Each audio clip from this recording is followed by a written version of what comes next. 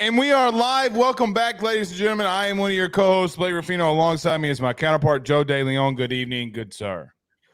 Blake, it's a nice President's Day weekend. Not a lot to talk about, but I always like when we get to this point where we can do a little bit of predictive stuff. I feel like you don't get as excited when we do predictive topics, but I've got some really batshit crazy Heisman picks that I'm ready to throw out there that I'm ready to ruin your offseason already with. I'm kind of curious who you're going to come to the table with here. Well, I will admit it depends on what you consider news. Now, college football, which we talk about here, and that's all we talk about all year long.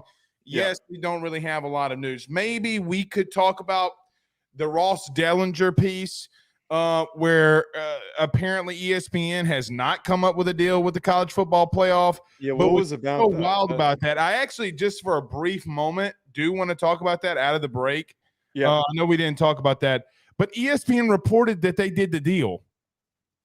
That's the confusing part. I mean, that's the whole weirdest part about the whole situation. I don't know what's good. This is why I do want to talk about it. But for clarity, for people who didn't see, Ross Dellinger of Yahoo Sports said that he had spoke with someone in the college football playoff committee and that they don't have a deal or even remotely close to a deal, allegedly, with ESPN.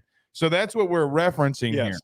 The article that he wrote, he even put a screenshot of one of the emails that came from one of the people that were involved in this. So that's there's actual clear clarification of there being some miscommunication here on if the deal had gone through or not. But I kind of want to wait to see what happens tomorrow morning. This feels like one of those stories where we hear from Ross Dellinger talking about it and he has information, and then there's going to be some sort of correction either by ESPN, by the college football playoff directly. I have no idea what direction this is going in. I don't think it's bad. I just think that it's just such a weird spot to be in for both sides. Let's talk about that quickly, very quickly out of the break. We'll touch on that very briefly. But Joe, we do. It's not that, and you said that I don't like predictive stuff. No, I really don't. Not this far out. Let me tell you why. Because we got such a long way to go. Right. Like we got portal, spring, so many things can change here. Does somebody get hurt? Does somebody not? Does somebody leave? Like, for example, remember last year when Alabama came out of spring and the rumors of Tyler Van Dyke heading to Alabama started? Yeah. You really think that we're not going to have something like that again? Oh, we are. Okay. But what if it happens this time? Right? Like, what if it's gonna? Well, Tyler Van Dyke didn't leave. Well, right. But I'm saying that you're saying that someone does end up leaving. I think that there are more unsettled quarterback positions and more unsettled things are way much up in the air this year around college football than what was perceived to be last year. Yes, exactly. There could be a lot more action, and that's what a lot of people are talking about. Read any articles with recruiting analysts, transfer portal analysts. They're all saying that they think it's going to be a very active spring portal projection. So, I mean, I can't wait for that. We're what, a week away from most of these spring practices kicking off? About 2 weeks, the beginning of March. So a lot of Power 5 programs get started, which it's great for me, because I mean, we're in the midst of baseball season. You got March Madness right around the corner. My Tigers beat number 11 South Carolina on the road. Jordan Wright to the cup and one. Bang. The fighting Mac McMahon's. And you know what I'm about to tell you here, Joe. You know what time it is, right? College baseball's back, baby. It still doesn't interest me. When the first pitch was thrown at 11 a.m. on Friday, you want to know what I did?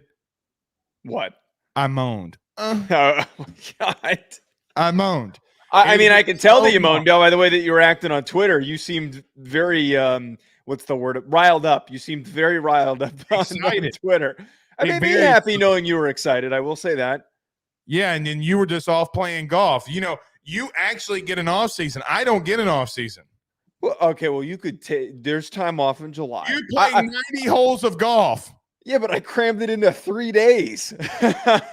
These are the only 3 days I'm gonna get to, get to breathe. But I will say the golf was nice. I'm glad that we're back here though. How many balls did you lose? So as I was tweeting about it, I was down to on the last day, I had lost like 18, 17, something like that. And then the first round that we played, there was just a crap ton of balls that were all clumped together in like a stream. So I fished all of them out. I got 6 there. And then on the back. Oh, that's cheating. That's not cheating. The second round, some landscapers found some balls, put them in a pile. It couldn't end more perfectly that I ended up plus 14 on the balls. So in reality, I only lost 6. So pretty good math there. So you ended up with plus 14 balls. So 7 guys. I'm not going to dignify that with a response. You suck. Well, it seems like you were the one sucking. All right. We got lots to talk about here. Our way too early 2024 Heisman Trophy winner, our first-year expectations for Texas A&M head coach Mike Elko, Shawn Elliot leaving Georgia State to go to back to South Carolina. We'll touch on that. But, Joe, I got to admit, this has been one of the better weeks of sports for me. Can I tell you why? Why? EA Sports. It's in the game. How good was that? How good was that? I've been practicing all day. Was that was not pretty good? That was pretty good. That was actually very, very good. It's in the game. See? The second one wasn't as good as the first one. The first one you nailed it. The second one was okay. College football video game is back. I guess the name's College Football 25, by the way. Is that what they're not going to put? They can't put NCAA on there with the lawsuit. I mean, it's a name change. Yeah. Yeah. But I'm juiced up. To your point, I'm a little worried. I'm a little worried because of what they showed us. It's very bare bones. Very bare bones. It's kind of something that you show in a teaser when you don't really have much of a game put together. I have a feeling that this could get delayed. I'm a little worried. That's all I'm going to leave it at that. No, okay. So number one, EA Sports owes our good buddy David Waters from Gators Breakdown a massive apology. Okay, that's number one. Which he sadly won't get because he broke the news and they completely poo-pooed on him. And then they came up 2 weeks later and then literally reported what he said was going to happen. Okay. Joe, they're pretty much done. From what I understand, there are certain things they can and cannot show until there's a rating in a teaser. So in a video game, did you see on the bottom it says ratings pending? Apparently, from what I understood Gator Dave's been all over this. There's only they can only show like pre-production of what they've already done, like some edits and stuff like that. Let me tell you something. EA Sports will not tease that game if they're not ready. Well, there has been a lot of rumors on timeline here, and they could have just dropped that to kind of, appease the fan base and then see if they could rush this thing together. When that was released too. I won't lie that I also was aroused when I saw that. Yeah, hell yes. What's the first thing you do? What's the first thing you do when NCAA comes out? Oh, it's not NCAA anymore. See, I keep saying it. When the college football 24 comes or 25 comes out. See, that doesn't sound as fun to say. I think I'm playing Road to Glory because it's going to be the easiest thing to just like hop in and play and just hit the ground running and get distracted for like a whole day. By the way, Braun, Eric, I'm telling you guys right now, those are my bosses at Believe. I am taking the week off when this game comes out. I'm sorry. I'm not going to take any other vacations. I'm sorry to my girlfriend ahead of time that I'm not taking her anywhere or going and taking any of my other vacation days. I'm spending 7 or 5 of those days playing this video game. I am playing quick play, LSU, Notre Dame, and I'm going to kick your ass. I am going to whip their candy asses. I am not going to play against you as the first thing that I do because even if I beat you, I'm going to get pissed off while I'm playing. Okay. Why? So I need to do so. I need to get out the fulfillment of getting to play it out of the way in the darkness of my room with nobody around, and then I will play you. Okay. Well, I'm just going to let you know LSU's probably going to win 15 straight national titles. You're going to run like the same 3 plays over and over again. And I I'm do gonna get not your do ass. that. I do not do that. I Actually, believe it or not, I'm a big play action guy. I know you told me that, and I believe it. You seem like a big play action guy. Big play action guy. By the way, very quickly before we get rolling, my nephews came over here the other day, and they don't play Madden or get the ability to play Madden. They wanted to reenact the Super Bowl, and so one of them gave me the controller against my other little nephew. It's actually Megan's nephews, but I guess mine too. We're married. Whatever. Long story short, 3 plays in the end zone, all play action, and he goes, "How did you do that?" They call me. Okay, I am a wizard. I had Pat Mahomes, which was a cheat code, by the way. Yes. 1,000% cheat code, but nevertheless, that's why they call me the wizard. All right, let's get rolling. Joe, I did not write down what we're going to talk about first. Shawn Elliot.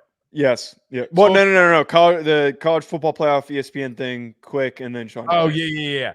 But Shawn Elliot and then Mike Elko and then our Heisman. I'm sure you're going to come with some off-the-wall craziness because you always do. You'll probably say somebody from the G5 will win it and they'll make No, I'm not that much of a dickhead. I'm not going to do that. Okay. Well, we'll see. So I've got good friends over at betonline.ag, but before we do that, everybody do us a favor.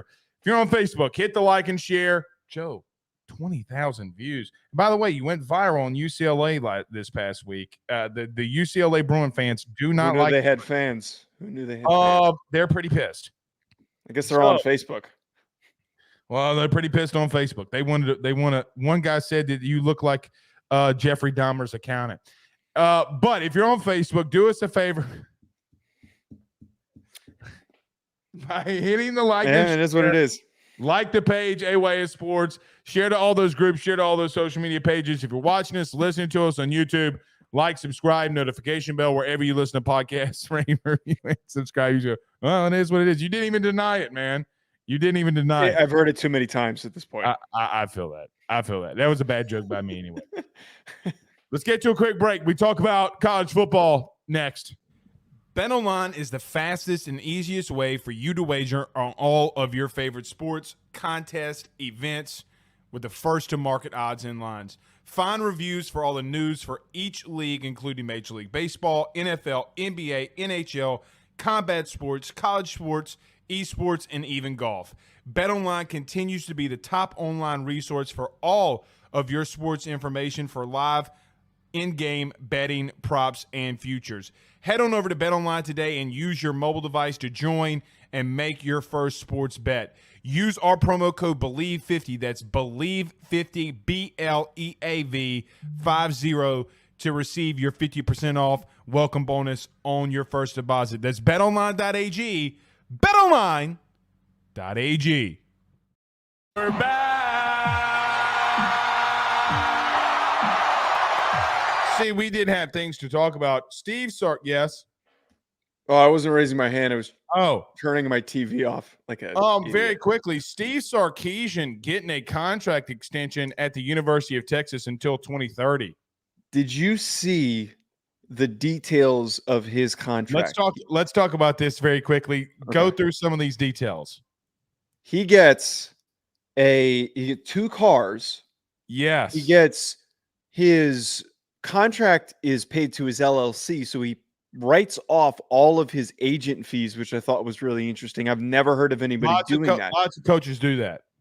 And then he gets a country club membership, and I almost tweeted this out, but I was like, I don't really feel like explaining this because it was going to be poorly worded. But what if he gets like theoretically fired?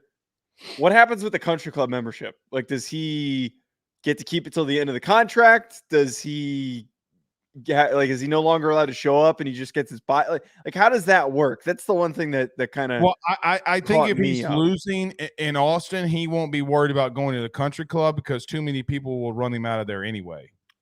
You know what that's really for? That's for his wife. That's for his family. That ain't for him. He ain't gonna be at no damn country club. Maybe when he's done at night, he goes and has supper with his wife at the country club. Going golfing, I'm sure. I mean, a lot of these coaches golf in the off season. Fine, whatever. But you know what I mean. I mean, other than some golf here and there, He ain't going to be there.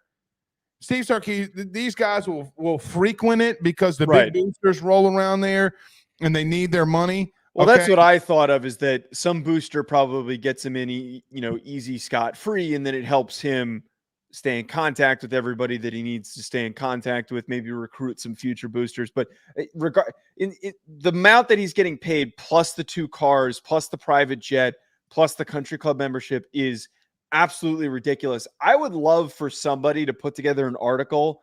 I'm not an investigative reporter, or not investigative, just a reporter in general, or a journalist. I would love for somebody to put together an article of the craziest college football contract additional incentives, because got to be Lincoln Riley. I wonder what his compares to. Yeah, but they're a private institution, so they don't have to release everything. I think it was $10 million for a house or something ridiculous like that. Yeah. He also got a private jet. But, Joe, what do you think about them extending Steve Sarkisian? I mean, this is a no-brainer. I feel like you got to extend him, that you make the playoff. Look, for what it's worth, okay, he has been the most – I mean, look, they've had some success here and there. I know they don't want to probably – for me to talk about some of their old coaches that they've had in the last decade, but Sark has definitely been the best that they've had. This is a no-brainer for them. And look, solidifying their guy, because look, what happens in 3 years? What happens in 2 years? Hell, what happens next year if a big-time program opens up or even something happens in the NFL and somebody wants to come knocking for Sarkisian? I mean, you lock him up so he's not going anywhere. Yeah. I think keeping him and locking him in was necessary, especially for the fact that this is the best that they've ever been in the past 2 decades, since the end of Mac Brown's tenure as the coach. They haven't even come close, like anywhere within sniffing distance of winning a Big 12 championship game, being and getting to a national championship winning position. They were great. And then coming into this next year, they're potentially going to be even better, which is insane to say. But if Nick Saban doesn't retire, his extension does not look anything like this. His extension is not nearly as long. He does not get all the extra perks. He does not get as much money. I think that he had so much, him and Jimmy Sexton had so much negotiating power because of the Saban retirement. I agree. Despite what anyone wants to say, he was one of the people that was brought up and called about this. He was on the table. They had negotiation capabilities here to win this, and they got every last drop that they could have gotten out of Texas. So he owes Nick Saban a huge thank you for all the money that he just got. Well, no, really he owes Sexton, because every Sexton client got paid more. Yeah, I mean, they all need to thank Saban and Sexton for I think it's just Jimmy. I mean, because they would have gotten extensions, but probably not to this extent. I mean, Mike Martell got, the extension that he did. Joe, I mean, look, Texas did have some success under Tom Herman when he was there, but obviously not the success that they're having right now under Sarkisian. I don't want to play devil's advocate here, because, I could say, well, look, he made a playoff. What happens when he goes into the SEC? It's going to get tougher for him going into a conference where you're playing you're just basically in a juggernaut every week. Yeah. But they got to do it. I mean, he got you to the 14 playoff, regardless that you lost to Washington. And look, I know that some Texas fans weren't happy with that, but he got you there, and he's going to continue to get you there, because I think that they're one of the 12 best teams in the country, and they will be in the playoff again next year. So in back-to-back years, he's gotten you to the playoff. The one thing that I do worry about is when you give these massive extensions to guys who haven't won stuff, okay, at your program, sometimes it could fall flat on their face. But I mean, does it really matter at Texas when you got your rival school now that you're going to be playing every year in A&M paying $75 million for a guy to go? What will Texas do? So I don't really think that. Look, you keep him here, nobody's going to come and get him, and I think it's a good extension. Yeah, I'm not going to push back on it. That's where this is ultimately like a weird conversation to have, because deserving of the extension, absolutely. It just would have looked so much differently if Nick Saban was still coaching in Alabama right now. The numbers would not nearly be where they are.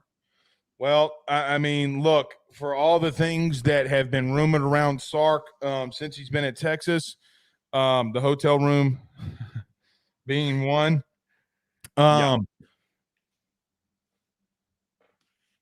I just, I think this is going to be interesting to see how it plays out. All right, Joe, very quickly, let's move to this ESPN thing. So Ross Ellinger reported today that ESPN has not officially come up with a deal or completed a deal with the college football playoff on an extension, the 6 years, $7.8 billion. He actually writes here in a memo sent to his ADs, MAC Commissioner John Steinbrecher, a CFP Management Committee member, says reports of the CFP agreeing to a TV deal is incorrect. But ESPN reported this. They reported that this deal was done. Why would I listen to the MAC commissioner? Well, the MAC commissioner is one of the people that's the but ESPN said the deal was done. I mean, if this guy were like over the college football playoff committee, I'd be like, okay. He's just a member. This is why I'm a little bit slow to jump in on the deep end on what the heck is going on here.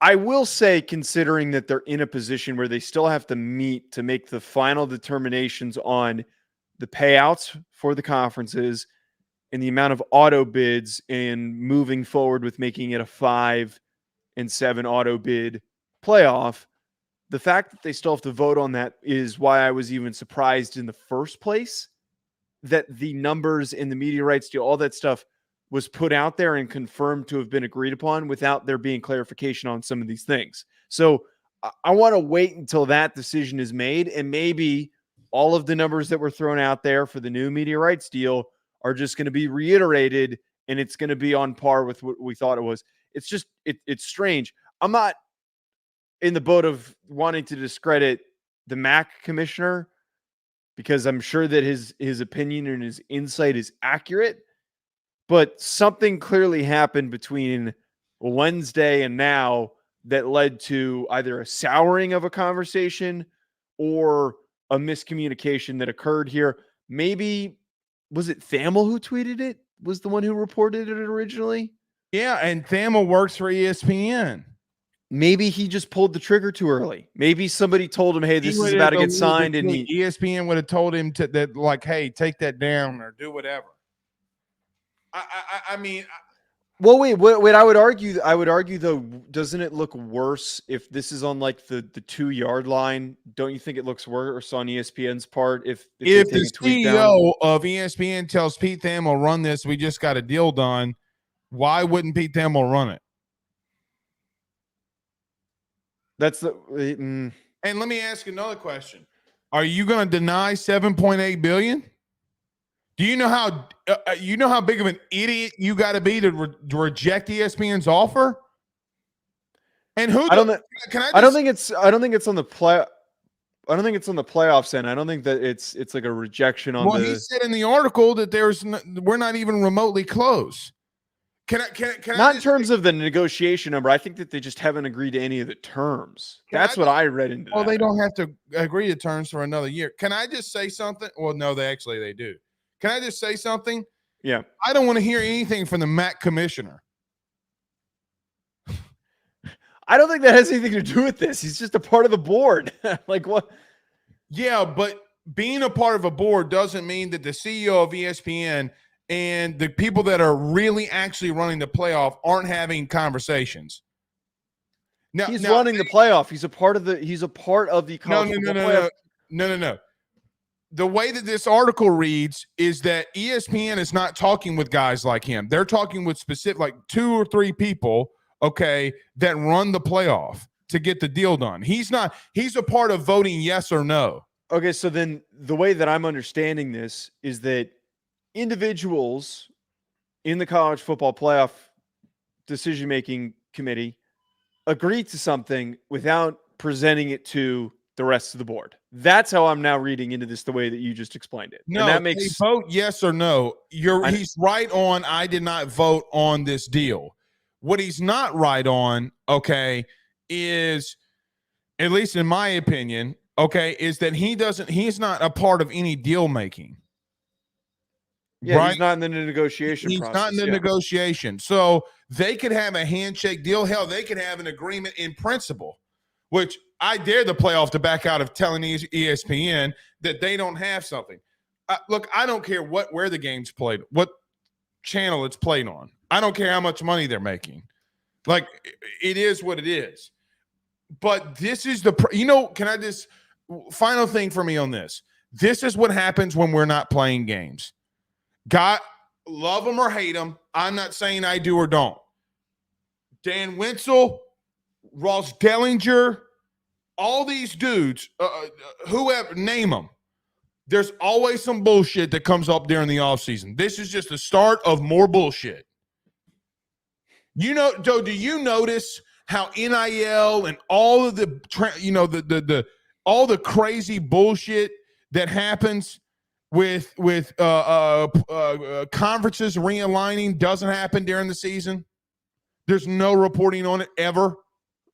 Yeah, because there's no time for any of those conversations to really be had. Right. I wish we would get to there. Well, this is the reality of it. We have to have a non-playing portion of the year. I mean, the shit's going to get stirred. We're talking to the MAC commissioner. That's what I'm saying here. And let me tell you, I'm just going to wait until the end of next week to see what comes of this, because I think this is a bunch of nonsense. That's what I should have opened with. I think this is a whole bunch of bullshit. I think a bunch of people are just saying shit to say shit. Buddy wanted to contribute to the conversation, so he did, and we got his contribution. That's run the MAC. The only thing that you need to worry about is football on Tuesdays. Anything outside of that, the MAC is irrelevant. Hey man, there's some really good football going on in Ohio and Michigan. Don't hate on Eastern Michigan. Sure, on Tuesdays. Yeah, great. Sounds great. I say we give the MAC an auto bid. When it comes to big dog, big daddy football, I don't want to hear somebody from a G5 conference. Give the MAC an auto bid. Table, eat your chicken nuggets and French fries. Go eat your McDonald's. You got your Happy Meal. Go sit down and shut up. This is big boys or grown-ups are talking right now. Go shut your ass up. I still don't know if I'm going to take it that far, but I agree with you. This is a bunch of bullshit. Okay. All right. You know what isn't BS? What's that? Actually, I guess it depends on what angle that you're coming at this with, Pauls. Shawn Elliot is leaving his head coaching position at Georgia State to be the next tight ends coach at South Carolina. Joe, your thoughts on Shawn Elliott leaving Georgia State to go back to South Carolina? So when you read into this, this is pretty family related. It's not anything that is abnormal in the coaching world. He talked about how he made a promise to his daughter, who is family isn't abnormal. Yeah. Keep going. He was living away from his family, who was living in Columbia, South Carolina.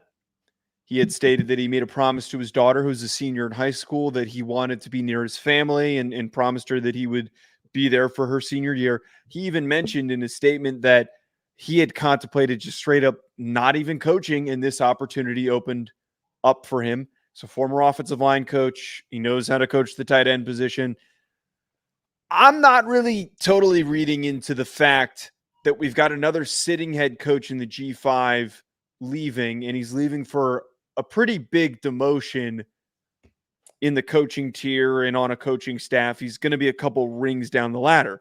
What I will read into this, though, Blake, is that it is now easier than ever for a Power 5 team to steal a G5 head coach to fill any position on their coaching staff.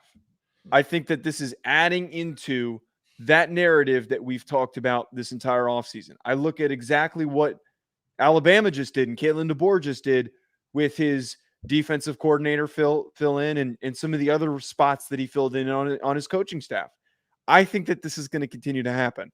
This does not relate anywhere near to what happened with Chip Kelly. That is a completely different animal. But this to me just continues to fill that narrative that if a Power 5 team wants to get a really, really strong coaching candidate to fill their coaching staff, it's not difficult for them to do so. I feel horrible for Georgia State because you know who else he made promises to? Those kids, those recruits. Every recruit, every player that is coming in or coming back, okay? And you're about to start spring. Joe, they moved their spring game. Right.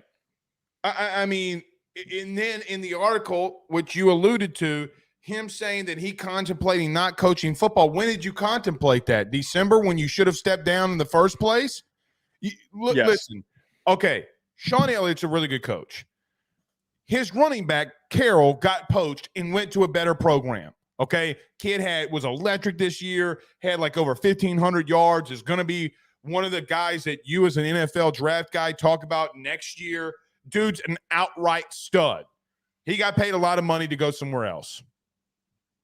Bottom line. Okay. Yeah.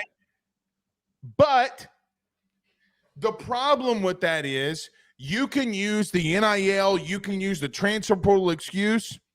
All right, that's fine.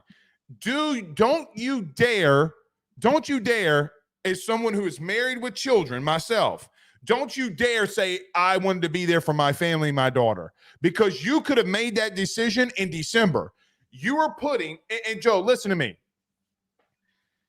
Coaches will not tell you this, but it's the truth. A lot of times you put other people's children above your own in coaching. That's how it goes a lot of times. And you don't, it's tough, okay, because you don't want to put someone else's children above your own. Anything for my kids, I will do. But if you're having that decision, you're saying you contemplated not coaching, when did that happen? Because you made a decision to bring in a recruiting class, to tell guys that you will be here for next year and let's go win a title and let's go win our conference. Joe, they're having to cancel spring practice and a spring game. I got to tell you, we talk about players, we talk about NIL in the portal. I have been from the rooftops screaming this. We talk about timelines in college athletics all the time, right? We got to have timelines when coaches can and cannot move. We have to, because this is absolutely, Joe, if a coach, which, by the way, and I will admit, a really, really good friend of mine got hired from a G5 to a P5 to be a position coach today. Okay? Ecstatic for him. It's different because he's not a head coach. He's a co-DC secondaries guy. Yes. He's going to Miami now. Yeah. That's fine. When you're talking about head coaches, that's a completely different scenario. And that this, as much as NIL has to stop, and Joe, this has not been the first time that I've said this. Joe, we were in the offseason last year and late head coach, and not maybe head coaches, but late coaching decisions, okay, completely.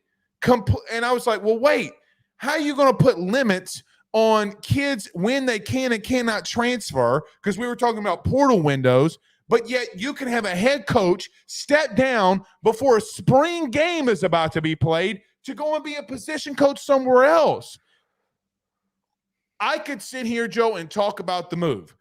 It's a great move for him. It's a former head coach going to be a position coach. Shane Beamer knocks it out of the park by hiring Shawn Elliot and him going back to Columbia. But let's not act as if that this is you cannot say that what Chip Kelly did was a crappy move and not say the same thing for Shawn Elliot. I'm fired up about this. I'm sorry, last part. I'm fired up about this because, Joe, there's 85 kids plus on that Georgia State roster whose world overnight gets completely changed by this decision. So you bring up the other part of this that needs to be discussed, and I actually didn't even see anyone really talking about this. Why the hell in the year 2024, I have never seen this aspect of coaching changes before, ever. And I know that we've never had the transfer portal. We've never had NIL. But why the hell are we in this spot where coaches clearly, call it what it is. Shawn Elliot will never admit to this. Why do they wait until after signing day, after certain periods of time, in order to better position the next coach, or to not lose out on kids changing their decision for recruiting and guys not entering the portal and all that?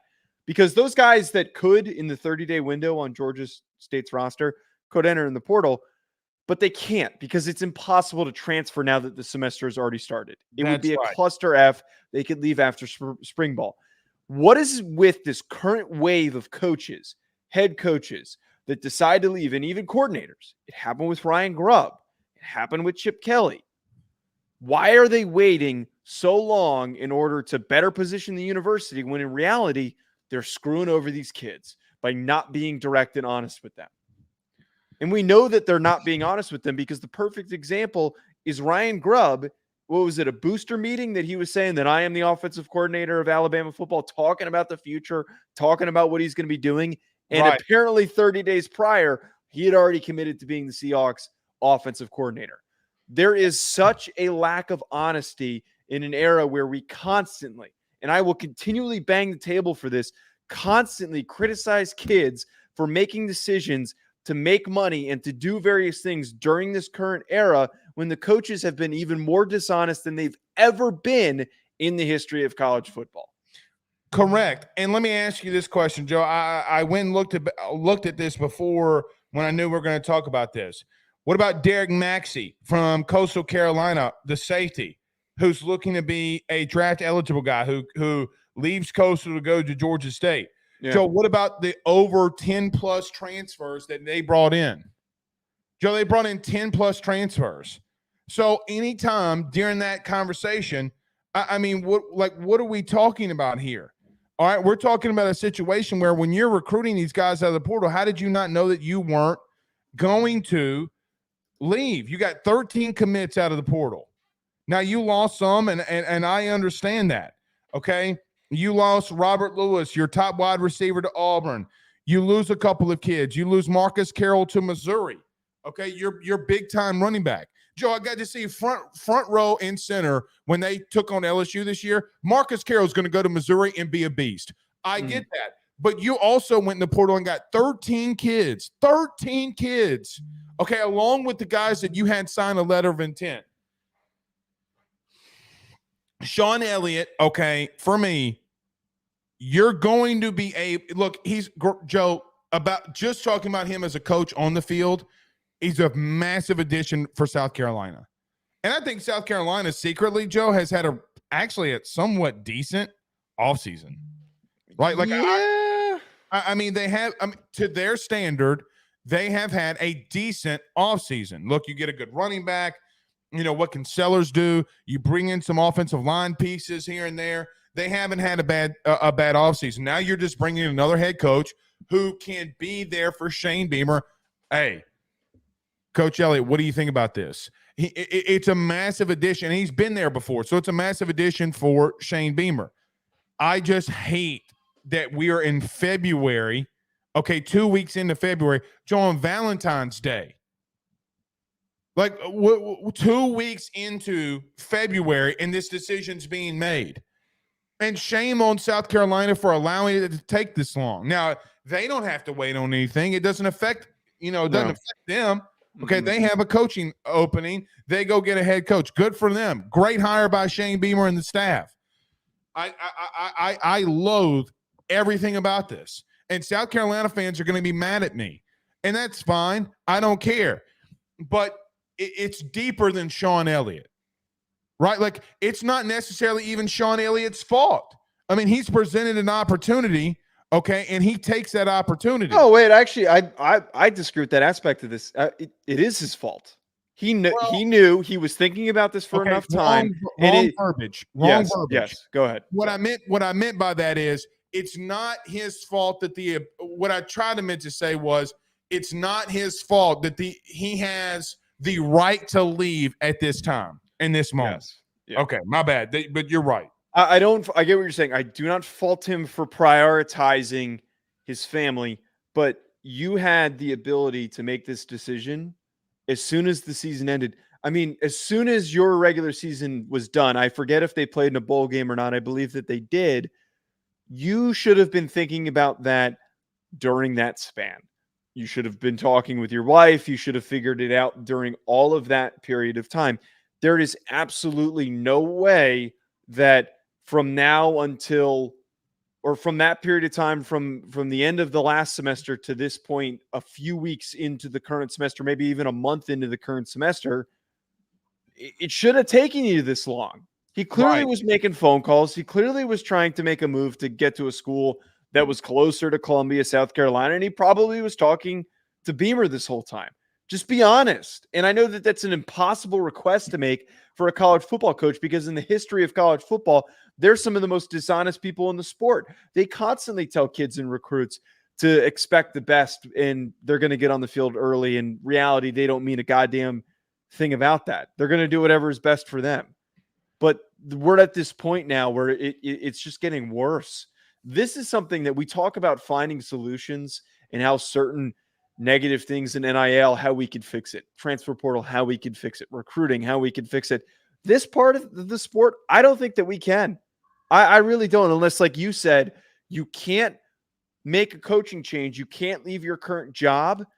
If head coaches can't leave their job after February. Well, I was going to say, if the second semester starts, you're stuck. You have to stay. That's tough, because if you wanted to ever go after a coach in the NFL, and let's just say for whatever reason they are in the Super Bowl, okay? That's a good point. Okay, 2 weeks into February, or get an exemption, or you know what? Let there be a scenario where a contract signed and you give it to the NCAA. Okay, this guy's going to be our next head coach. There's so many different scenarios that can play out here. But January 31st is got to be a cutoff date for head coaches to leave. I agree. Got to. Now, Joe, I say that, but we got an expanded playoff. The season's going to be longer now.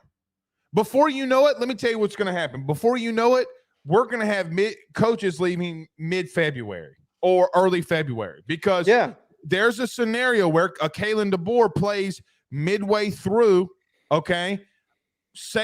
Not a Saban type, but let's just say, for example, who's an older coach? Mac Brown. Okay, there you go. Jinx, Pinch Poke, you owe me a Coke. Mac Brown, God bless his soul, gets to a Final Four this year. Not going to happen. Stay with me, though. But he wants to retire at the end of the year, and he retires. Okay? Joe, it's January 15th. He doesn't really tell anybody. Then what? Okay, it's another week when they hire a head coach. You're pushing February. So now you're just extending it even longer. Yeah. I don't think a lot of people realize that the final is played on January 20th next year. January 20th. That's my point. It's going to get worse. Kalen DeBoer, let's just say, please God, don't let this happen. Or let me give you an example. Let's say Ryan Day leaves for the NFL, and Marcus Freeman, okay, who is an Ohio State alum, wants that job, but he's in a national championship game. And on January the 23rd, 24th, 25th, okay, you're in a place where, all right, he wants to go back to Ohio State. It could be mid-February before you have a head coach. We're going to have this happen. Maybe not that far. No, I actually think that there is a very realistic possibility that first week of February we have a coach. Started. By the way, the semester's already started. Yeah. And guys that you brought in from the portal and all the high school recruits, we blame the kids all the time, but heaven forbid a coach, a coach can do whatever they want. Suck on a cow's titty. I don't care when anybody tells me, Joe, everything is against the player and not against the institutions, the organization, and the coaches. I'm sorry. I will say that a million times over on this show, and I stay consistent with this. I'm just consistently sick of the bullshit where we hold 20-year-olds, 19 and 20-year-olds to this high standard of how they conduct themselves, but we don't hold that same standard for grown men in their 50s who are the head coaches. It is one of the biggest hypocrisies in the sport, and it's bullshit. It sucks. Yeah. All right. Timmy Martin says, Joe, what's your thoughts on Notre Dame commit Deuce Knight? I don't understand why everybody thinks this kid's going to decommit. He's not okay, wait. I'm not going to finish that statement because somebody's going to pull that clip. I don't think he's going to decommit. I think that it's a little ridiculous this early in the process with really no reporting. And all I have seen is people speculating on Twitter because he's at a camp. That means he might be open. They said Lane Kiffin coming. He's been recruited by all of these major programs. He has had interest from all of these major programs. They said Lane Kiffin told him Marcus Freeman doesn't even know how to run an offense. He don't even know how to spell offense. That's what Mike Denbrock, your boy Mike Denbrock probably says to him, "You want to win a Heisman Trophy?" I know you're not. I'm just saying. Mike Denbrock, all he's got to go is, how many Heisman Trophy winners has Lane Kiffin produced? Actually, 2. Who? Actually, you're right. Shit. But regardless, Deuce Knight's skill set mirrors not super closely, but closely to Jaden Daniels. I mean, he could pop off if Denbrock's still there when he gets there. I agree. Don't. Okay. First off, don't compare him to Jaden Daniels. All right. Second off, don't do it. He doesn't run like Jaden. He doesn't run like him, but he's still a really damn good athlete. Do not compare him to Jaden Daniels. Lane could have another Heisman Trophy winner this year. Did you steal my pick? I did. I think I might have. All right. Okay. But let's do this. Let's get to a quick break. Let's talk about Mike Elko's first-year expectations, though. Let's talk about our good friends, though. You're going Jackson Dart. Are you really going Jackson Dart? No comment. I have no comment. Oh, man, I thought I was going to get one over on you. Okay. Let's take a quick break. Talk about our good friends over at Home Field. We'll come back. First-year expectations for new Texas A&M head coach Mike Elko. We talk about that next. Ruffino and Joe Show is brought to you by Home Field Apparel, which is the best, without a doubt, premium collegiate apparel brand that is out there. They have over 150 different colleges that you can choose from, whether you're an Illinois fan or a Rutgers fan, maybe you're an LSU fan like Blake, or maybe you're an Alabama fan. Whatever it is, even Idaho, they have so many different designs for so many different football programs that I can guarantee you're going to find some great stuff to help root for your favorite team. I've already gotten my Notre Dame stuff. Blake has his LSU stuff.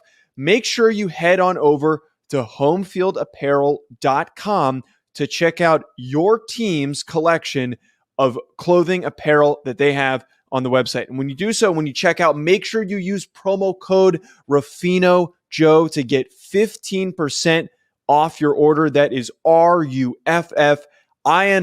Ruffino Joe. Head on over to homefieldapparel.com and get your college gear today.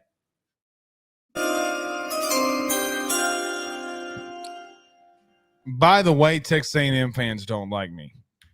I know. When I texted you this for a topic, I was thinking that I know that you're not on really good terms with them. So let's see how this goes. Yeah, they hate me. All right. So Joe, we started this last year and we'll continue it through this one. We go around and do first year expectations for new head coaches at new places. Today we start with, or continue on, with new Texas A&M head coach Mike Elko. I kick it over to you since the A&M faithful do not like me as much, even though I stuck up for them all year long. What do you think about the first year expectation for Mike Elko? I feel like a lot of people are quickly jumping to the conclusion and the expectation that Texas A&M is going to be bad because they lost guys like Evan Stewart, They lost Walter Nolan. They lost LT Overton, Jake Johnson, guys that were blue chippers that were recruited by Jimbo Fisher.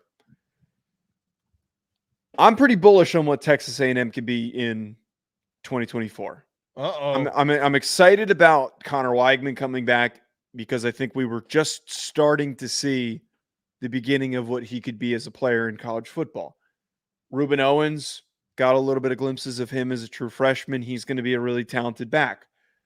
Their portal haul, outside of Nick Scourton, who I freaking love, going to be a first-round pick in next year's draft, did a really nice job drafting a ton of really talented defensive backs for a team that, or not drafting, getting a bunch of talented defensive backs from the transfer portal. For a team that was as bad as they were in pass defense, they deserve, and he deserves recognition for doing that. For some reason, my barometer for success has kind of come down to talking about what Hugh Freeze did in his first year.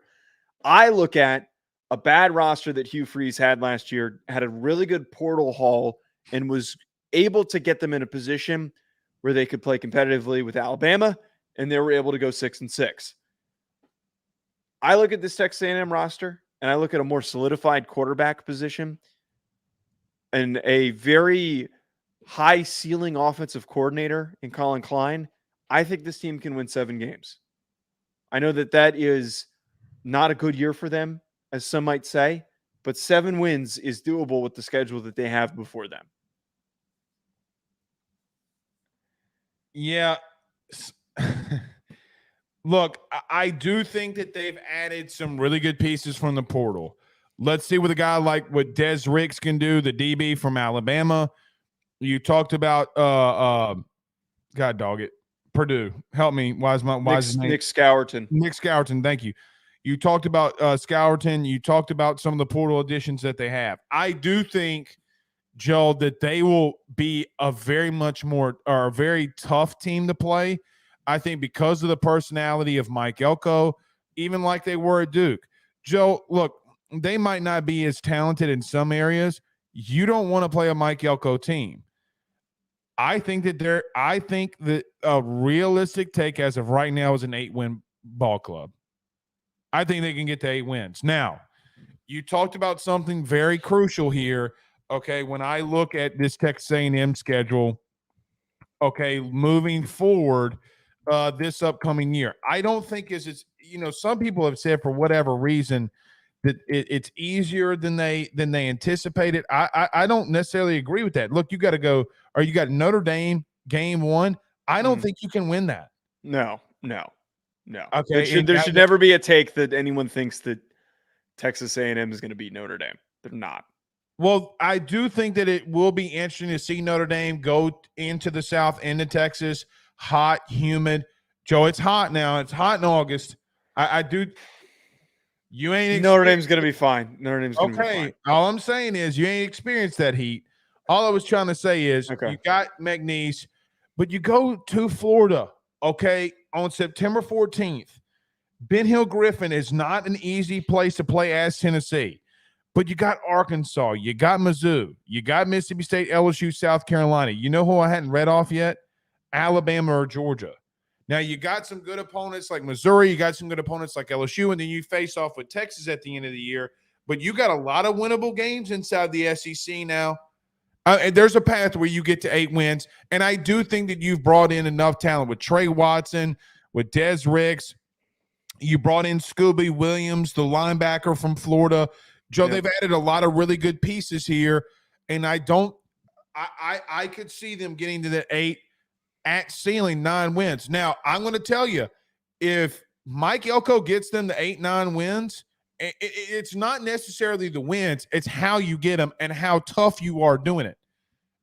I think that this will start to turn some things for him, or that program, excuse me. Right. Floor for me is 7. I think that like if I think 4 or 6. I'm very bullish. I think that Elko is steady enough of a coach that he's not like Jimbo. He's not gonna completely blow up in games where he's supposed to win and falter. And I just look at the fact that they got a draw of a lot of teams that are trying to really figure out their footing right now, and they can take advantage of that. And I know that Texas A&M is trying to figure out their own footing in their own situation, but getting to play Arkansas with everything that's going on with Sam Pittman, and I know that Florida and having to go and play at Florida, like you said, I believe it's at the Swamp. Still, it is very messy right now what's going on with Billy Napier. South Carolina, things have not been great. And Mississippi State is going to be tough for Levy's first year as he's trying to put that roster together. I think that they got a really, really favorable draw, and they've got a really easy non-con schedule because they deliberately scheduled 2 G5s and an FCS team. That is going to help them. 8 wins is within very realistic striking distance if they can pull out one upset, which Elko has done. Elko has done that as a head coach at Duke. They would have beaten Florida State this year. Upsets, though? Clemson. And I was just about to say, they would have beaten Florida State this year if Riley Leonard does not get hurt in that game. If my uncle didn't have a penis, he'd be my aunt. They were winning that football game. I agree. But look, it's different. It's different, though. Even going to Florida State. I get going to Auburn, okay, going to South Carolina in November, coming off of Cocktober. It's not. You say coming off of Cocktober, so outside of coming off of Cocktober, no. It's not in Cocktober. It's outside of Cocktober, which means they're going to beat them. True. Okay, fine. Missouri, LSU, at Auburn, you got Texas coming into town. Joe, I could see 5 losses. I don't disagree. Again, I don't disagree with that. They're not beating Notre Dame. They're probably not beating LSU. They're probably not beating Texas. That's 6. So they're probably not beating Missouri. So you get to a place where high ceiling, very low. I say very low floor, but low floor. You don't know how Mike Elko is going to react to being in Ben Hill Griffin Stadium or being at Auburn. I mean, Joe, you could cake in 3 losses. I'm flipping that. I think it's high floor, low ceiling. Like the reason why I'm saying in a low ceiling in this situation is only a couple more wins than what the floor is. Like there is no realistic chance they get to 10. They're just not. They're not going to get to 10 wins. 9 is even a push. 9 is like a very hard push for them. There's this really small window where I see them being 7 or 8 wins. And I think that is realistically attainable because what he is as a head coach and what he was as a defensive coordinator is a very physical, grind you out type of a coach. And he has, as much as I like Riley Leonard, I think a better offensive situation with Connor Weigman coming back. And I think that Colin Klein. You're right. With Colin Klein as OC. We saw what he got out of Will Howard and Avery Johnson. I think that we're going to get a really good rushing attack with Reuben Owens. Here's the only thing I will say. They got talent now. They got some talent. The only thing that could seriously bite them in the ass, it's not going to be their defense. It's not going to be their defensive line. It's not going to be their O-line. I was going to say it's going to be their receivers. Their receivers stink. They're Anais Smith and Evan Stewart, their top guys are gone. They don't have, I think the next leading returning guy in the receiving room in terms of production is like 500 yards. Might be less than that. Their receiver room stinks. I mean, I can't necessarily completely disagree. They don't have any returning production. Now that, yes, do they have highly rated recruits, some of them are still sitting around there? Yes, but none of them gotten onto the field, so we don't know what any of them are capable of. Is Muhammad still on that roster? That is a very good question.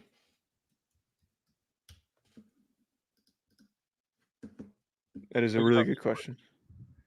Football roster. The Texas A&M football website is not cooperating with me. I don't know. Somebody in the comments will correct us. Wait to really quickly to the receiving yardage point. Their top 3 receivers this past year was Anais Smith with only 795 yards.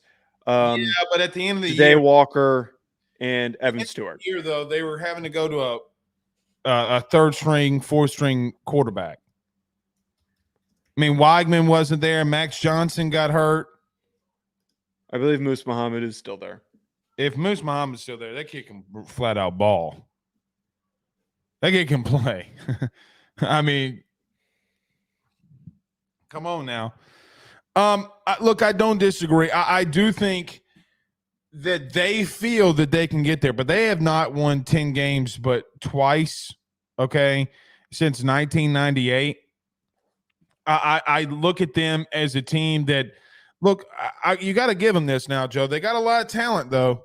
I mean, I just That's think, why I'm in on them. Yeah, I think that you look at a guy like Mike Elko, who's a tough-nosed guy that bring in a lot of talent. They're going to upset somebody they're not supposed to. But I think they're going to lose to somebody they're not supposed to, too. And year one under a head coach in the SEC is not easy. No. It's not. And he's got Well, but that's why I bring up Hugh Freeze, because Hugh Freeze I think that pulls out 6 wins when he wasn't supposed to. No, he was supposed to. No, come on. Everyone was saying Auburn was going to be the worst team, one of the worst teams in the SEC. Everybody said they won 6 games. That's an accomplishment with that. That roster sucked. That roster that they had last year was dog shit. That was a bottom 2 roster in the conference.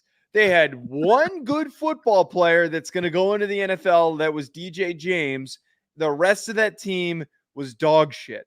And they had to go fill gaps in the portal. They had to go fill gaps in recruiting. They're still not there. 6 wins with that roster is a miraculous performance. I love when you get really excited. They were dog shit. They were dog shit. They were. Yeah. I wonder if Georgia and Alabama thought they were dog shit.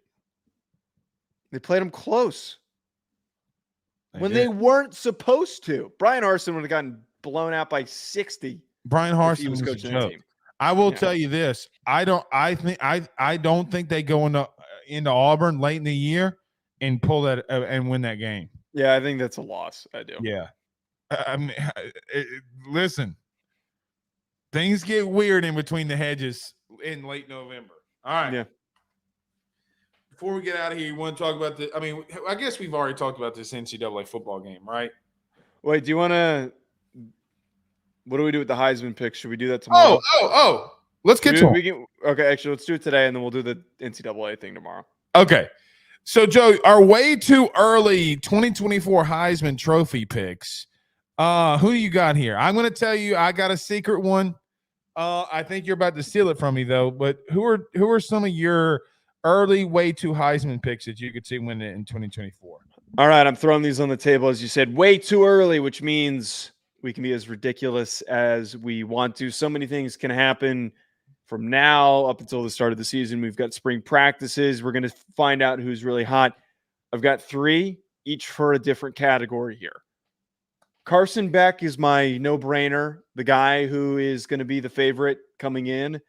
Might not actually end up winning it, but ends up going to the podium. Your CJ Stroud, if you will, that is going to be talked about, and then maybe just ends up coming in second. But if there is a guy that makes the most sense at this point to win it, it's going to be Carson Beck. We get made fun of for glazing the guy, but the Georgia quarterback looked really good for a lot of the most important games that they had last year for a guy in his first year starting. He is an older player than people realize. He's experienced. He's been around national championship winning teams. And I think that this upcoming year, he's going to take an even further step in his progression of becoming an elite player in college football. I mean, heck, he was so good this past year. Some might have argued he would have been the 4th guy or 5th guy that didn't get invited. And he could have been in that convo if it wasn't for the way that he didn't play poorly in the SEC championship game. But if he hadn't finished the season a little stronger, might have been a little bit of a different conversation. The one that you're claiming is your sleeper pick, I think is this could be the guy who has a really crazy start to the season that no one's really talking about. Jackson Dart from Ole Miss. I have been all in on Jackson Dart. I had people on Twitter who were giving me shit saying that he was going to even start this past year. He has all the tools and the makings of being a really good college quarterback and then a guy who plays well in the NFL. I think that he throws on the run. He's built to work effectively in this Ole Miss offense. And I think the way that this team has been bolstered through the transfer portal, he is in a position to lead them to the playoff and to win a game or two in the college football playoff that is going to help the cause for him winning the Heisman. And then the last one, the long shot, unexpected guy, and then I'll let you throw yours in here. The one that I think that there's always one guy that it's like, where did this guy come from? Avery Johnson from Kansas State. Oh my God. Was that also yours? I hate you. Okay. My quick reasoning, and then I'll let you go. The guy's unbelievable. He's so electric. He's so goddamn electric. And because he's going to be in the Big 12, he's going to put up ungodly stats in the Big 12. Yes. Okay, and then all of a sudden, and you know who else is going to do it too? Who? You know who else is going to put up ungodly stats? Shedeur Sanders. Yeah. Yeah. And everybody's going to be like, oh, shit, Shedeur Sanders threw for 40 touchdowns. You're playing a crappy conference. With no defense. Good. With no defense. Now, I think that Kansas State's winning the conference. We already said this. I'm not going there. Utah still exists. Cam Rising. He's not winning the Heisman. I like them to win the conference, to go to the playoff, and for Avery Johnson to just blast his way through the conference as they've gotten weaker and weaker every single year. The guy is electric. He's going to rush for 10 plus touchdowns and he's going to throw for 30 plus. I think he checks every box for just the crazy guy that comes out of nowhere that every week we're going to be like, did you just see what Avery Johnson did? Did you just see what this guy did? He is so freaking fun to watch, and I'm hoping that he lives up to the expectations. All right. I'm gonna give you a couple of mine. Okay. And I got to admit, I'm going to give you one that where I want to talk about that I know that you don't want to. All right. Joe, number one, I'm going to put Will Howard in that conversation. I'm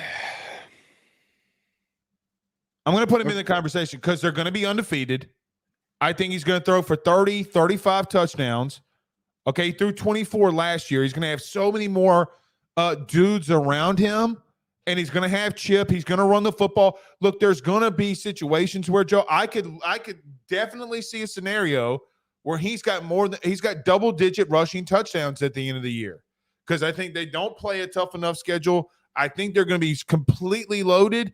I will put him outside looking in, even though, Joe, did you know that he's third in the Heisman Trophy odds as of right now?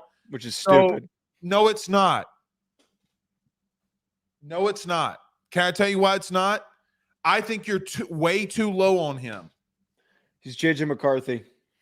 And J.J. McCarthy was Joe, hold on. First off, don't you dare compare him to J.J. McCarthy when he's got lesser talent around him, and he would have completed some of those passes that McCarthy didn't. By the way, did you see this outright dog shit on Twitter that people are saying that J.J. McCarthy, they're hearing from NFL people, he's a top 5 pick? If J.J. McCarthy is a top 5 pick, I will eat a hat. They are. That is early draft process smoke in order to get a team to trade up. That's what that is. So I'm not. For what? They want a team that's picking in the top 10 wants a team picking in the back end of the first round to freak out and think, oh my God, we're going to miss out on our guy. We have to trade up. That's what they're hoping for. Somebody's guy in the first round? He's not a first-round quarterback. He's not, but there's going to be a couple of teams that like him and then are going to get baited into trading up so they don't miss out on getting him. I'm going to tell you right now for you, and I can't say because I know somebody's close to the door and he's 4 years old. ASS. Can you say that word out loud? Ass. You just said dog shit. All right. Well. All right. Okay. Outside of Will Howard, who else you got? I'm going to throw this out there to you. I know 1,000% you're going to hate it and you're going to call me a homer. I think Garrett Nussmeier. I knew you were going to do this. I think he's going to throw for 35 plus touchdowns. And because of the way that their schedule lines up, I don't know, Joe. I don't know. I think that Brian Kelly, this is what I believe. I think from an offensive line, they got 2 first-round guys that they have there. They're going to run the football a lot more effectively.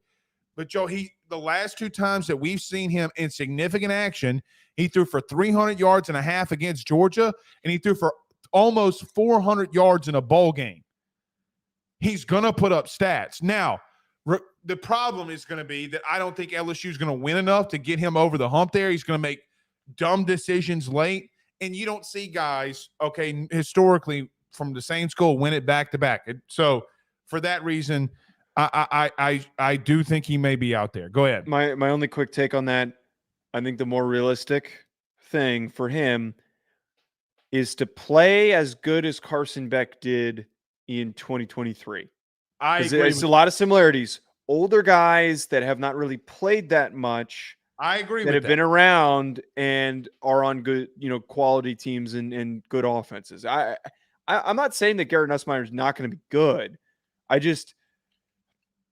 don't want to dip my toe into the Heisman convo with him yet because I just think there's a lot of variables, new offensive coordinator, all of that stuff. Jesse, he beat 2 first-round corners. Who was the guy that was the corner for Georgia that year? Who was a first-round pick? Keely Ringo wasn't a first-round pick, but he sucks. But yeah, he cooked Keely Ringo twice. And Kamari Lassiter is going to be a top that was 50 the Malik pick. Neighbors, who's going to be a potential top 10 pick. That was the Malik Neighbors come-out game. All right. Here is my big sleeper. You ready? I do have more than Howard, more than Nussmeier. I am really high on Miller Moss from USC. Really? Yes. I went back and watched the game today. Can I tell you what I think? Can I tell you something? Joe, do you have those times where there's a better player, but a team is better?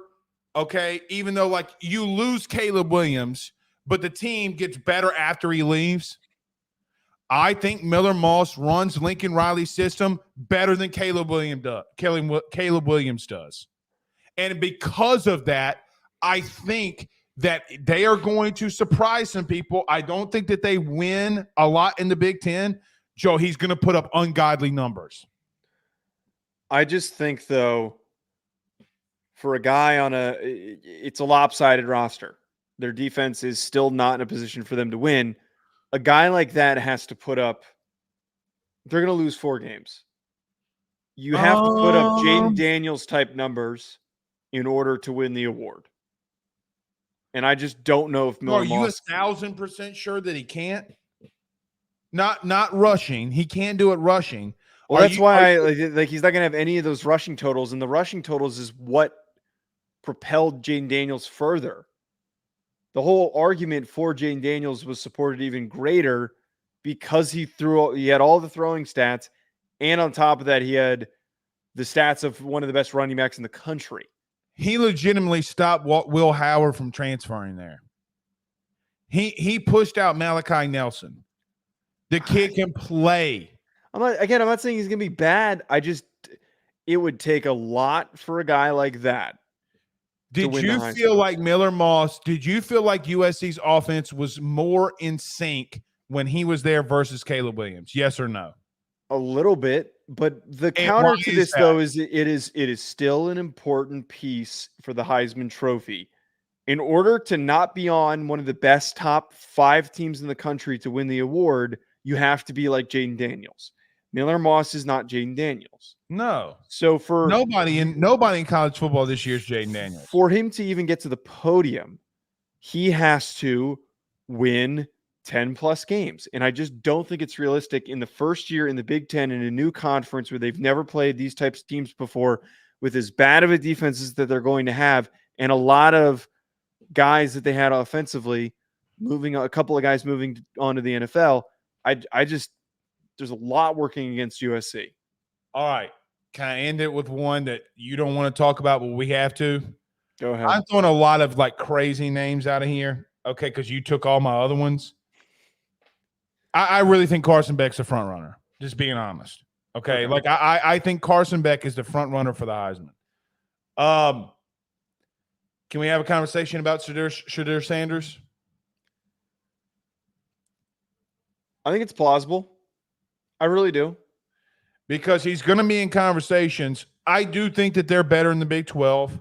I do think they're better as a team.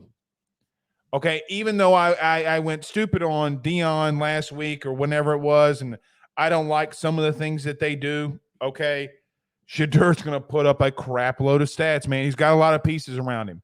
Amarian Miller, the freshman wide receiver last year. I mean, dude, he's got pieces. He's got a better offensive line around him. He's got some running backs. He's got all the ability. He got Travis Hunter, who, by the way, Joe, if Travis Hunter stays healthy, then what?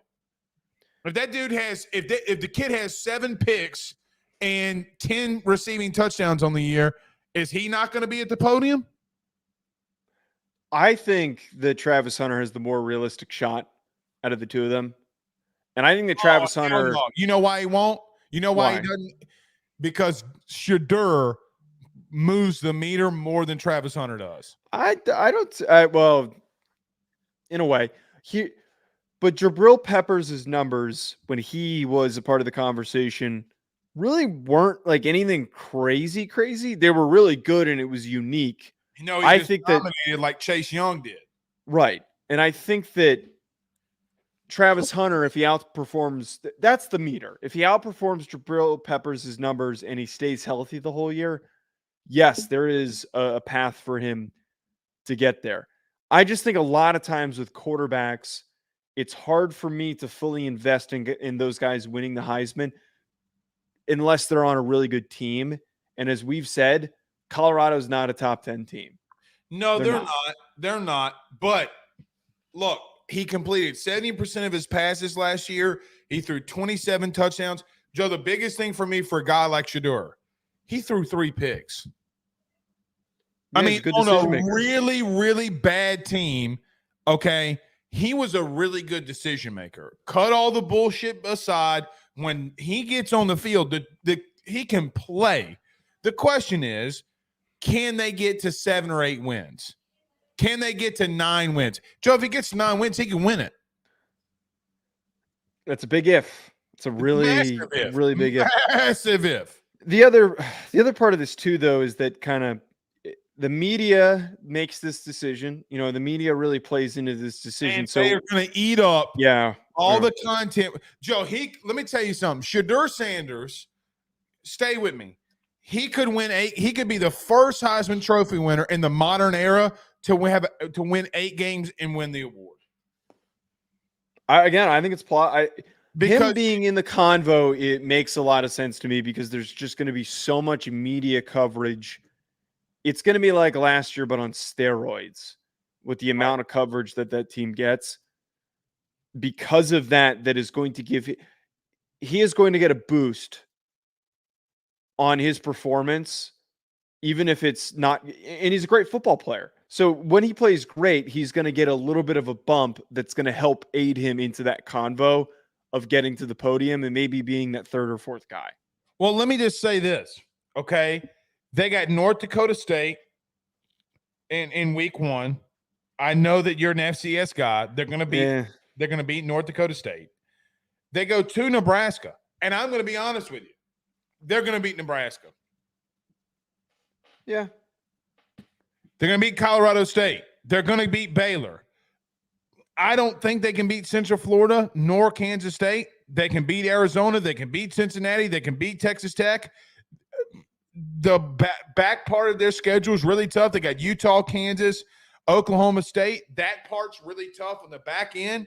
But, Joe, when we're talking about these conversations, okay, there's a very realistic scenario that going into, the Utah game, they could be 7-1. No team that I just mentioned is head and shoulders better than them before they get to Utah. We're placing a lot of optimism. Kansas State. We're placing a lot of optimism in their defense. Oh.